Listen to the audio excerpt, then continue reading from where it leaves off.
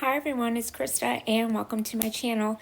If you're new here, welcome, and if you're not new, hi again. This is my channel. I love to do all DIYs on a budget. I love to do thrift flips, and I also absolutely love to make wreaths.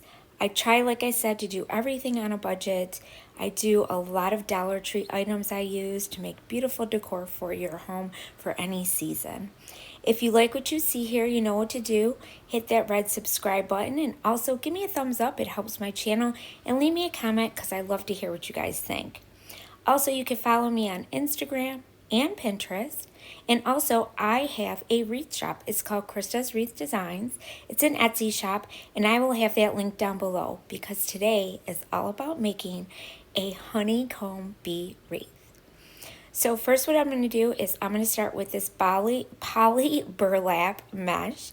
This board that looks something like the wreath form boards that you see for flowers. I'm going to use this cat scratcher because that's going to help us make our little honeycomb.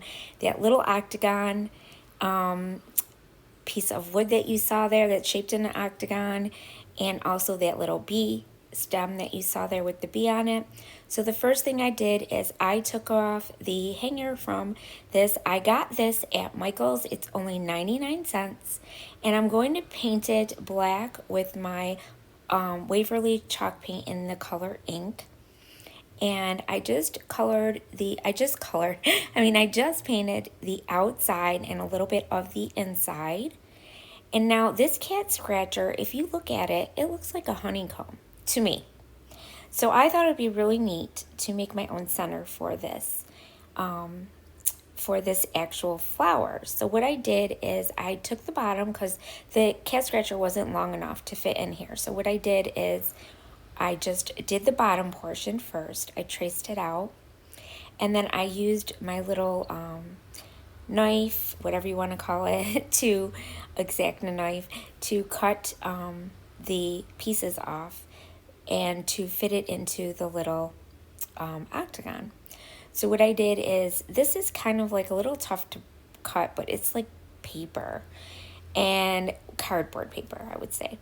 And then once I got it in, I figured out the pieces that I already cut off. I'm like, let me try and fit these in here instead of wasting them and see if it looks okay. So what I did is I took some of the strips that I cut off and I just fit them in there. And guess what? It ended up working out, and it looked, you couldn't even tell that I did that. So I just cut the pieces to fit however long or short I needed them, and then I just squeezed them in. So I didn't even have to glue this piece down in the center of this wood piece because it was so snug it wasn't going anywhere. And then what I did is I stuck some more on the top part where that little opening was, and I just made it all fit, and I didn't waste anything, which was a great thing. I only wasted like a couple pieces. So you can make quite a few of these out of these cat scratchers that you get at the Dollar Tree, and I see them all the time. So now, doesn't it look like a honeycomb? I really love it. So now I took some of these glue sticks that I got on Amazon. I will have the link to that down below, so you can purchase some if you'd like to try this.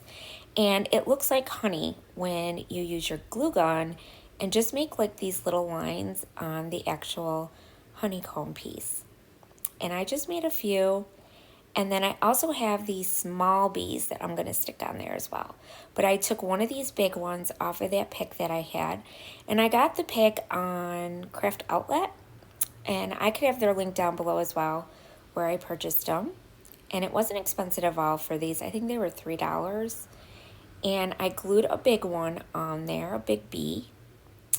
And then I decided I wanted to put a couple small ones. So I had these little packages, and I think I got these at Hobby Lobby, but you can find them in any craft store.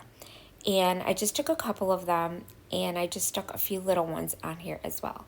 And I thought that that would just be a nice touch, you know, just to have a few of them on there instead of just one big bee. And this came out so cute. I mean, you don't even have to put this in the center of a wreath. You could actually like put it on a tier tray or anything. Use it as your decor if you have bees, a bee theme in your home. So now what I'm doing is I'm taking this flower board and I am going to put all my zip ties in first. So I preload it with my zip ties so that when I go to make my little petals, it's easier to just, you know, close it up and then, see, now they're all in. So now it'll make it really easy once I cut everything. So now this is my black burlap, and I will have the links down below where I got everything. And what I did is I cut these into 10-inch pieces. So what you want to do is you could use a wood burner. This helps it not to fray, okay? And so when you're doing it, just, you know, be very careful and make sure you wear a mask because you do get fumes from the wood burner.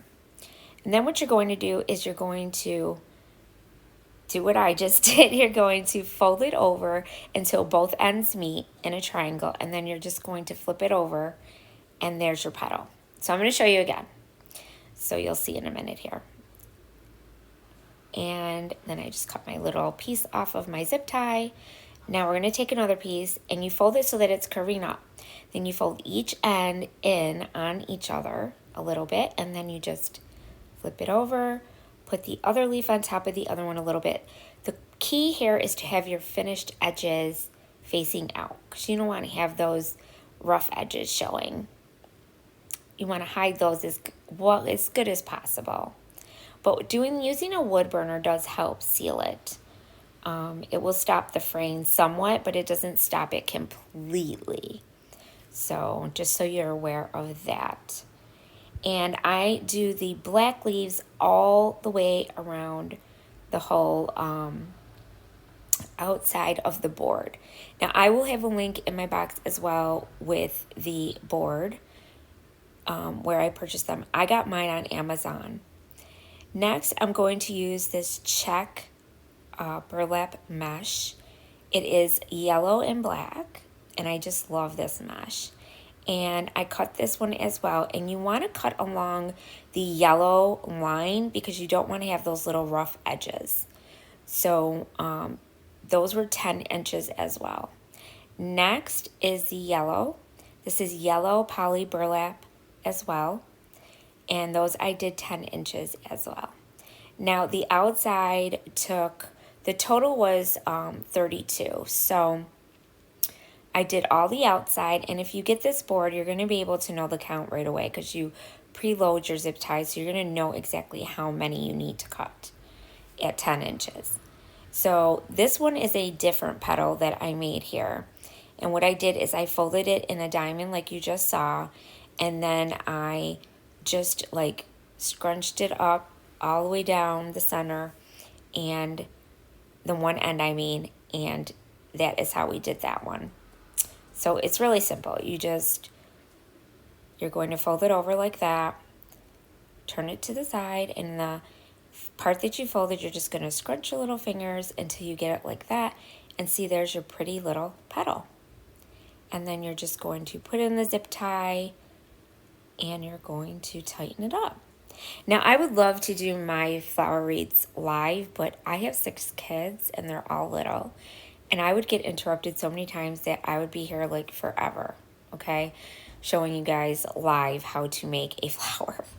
So this is why I do voiceover flowers. So I hope you guys like that. But look at how pretty it is. It's just so pretty. So I'm hoping you guys can pause it, go back, see how I did it, and just kind of like get used to doing it. This takes just practice, okay? The yellow ones, I'm going to do the same single petal like that. Okay, so the black ones were the double petal, and the yellow and the check were single petals. Okay, and I did the ones in the center with those. Same thing. You're just gonna cross it over, and then you're just going to keep gathering it until you get it like how you like it. And there it is, you guys. Look how pretty. I just love this. And now we're going to put that beautiful center that I made into the center of our bee wreath. So I have these little cable ties. I get them on Amazon. I will have those linked down below as well. And I put a little bit of super glue, even though these have stick on them, just for extra security to make sure it's going to stay and not fall off. And then I did that on both sides. One on the top, one on the bottom.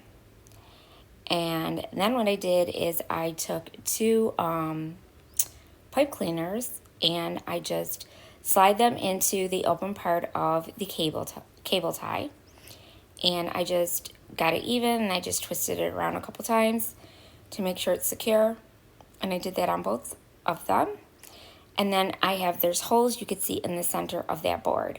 So I'm going to stick two of them in, two of the holes on top in that center, and then two on the bottom. And we're just going to pull them through till they're secure. We'll turn it over and we're going to tie them really tight so it stays in place. And look at how beautiful the back of that board is. You don't have to worry about it scratching your door or anything. And that's it, you guys. So easy. I hope you guys like it. Let me know what you think in the comments below. If you'd like me to slow it down a little bit, I could do another video for you. Just let me know. But these are really super simple to make, you guys. And I hope you guys like it. And like I said, don't forget to subscribe to my channel. I'm going to have plenty more flowers to show you how to make. And I want to thank you guys for watching. And as always, remember, stay crafty. Bye.